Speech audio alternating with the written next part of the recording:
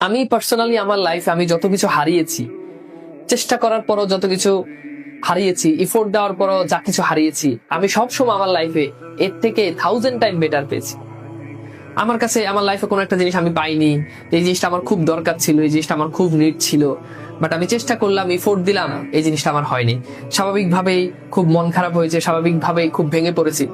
কিন্তু এর পরবর্তীতে আমি যেটা পেয়েছি সব সময়, এবং এটা একবার দুইবার না, বহুবার এমন ঘটেছে, আমি এর পরবর্তীতে যেটা পেয়েছি এটা আগের থেকে 1000 টাইম বেটার।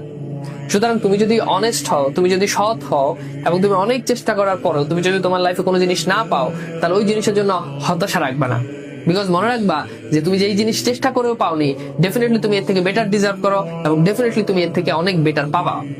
যে কোনো কিছু, তুমি সৎ থেকেছো, পড়াশোনা করেছো, তোমার এই প্লাস আসেনি, তুমি আরো ভালো কিছু পাবা, তুমি আরো ভালো কিছু পরবর্তী সময় গিয়ে পাবা। তুমি সৎ থেকেছো, সৎভাবে চেষ্টা করেছো, তুমি ইউনিভার্সিটি অ্যাডমিশনে তুমি ক্র্যাক করতে পারো নাই, তুমি ভালো ইউনিভার্সিটি চান্স পাও নাই, বাট মনে রাখবো তুমি এর থেকেও আরো বড় কিছু পাবা, বিকজ যে তুমি অনেস্ট ছিলা, তুমি সৎ ছিলা।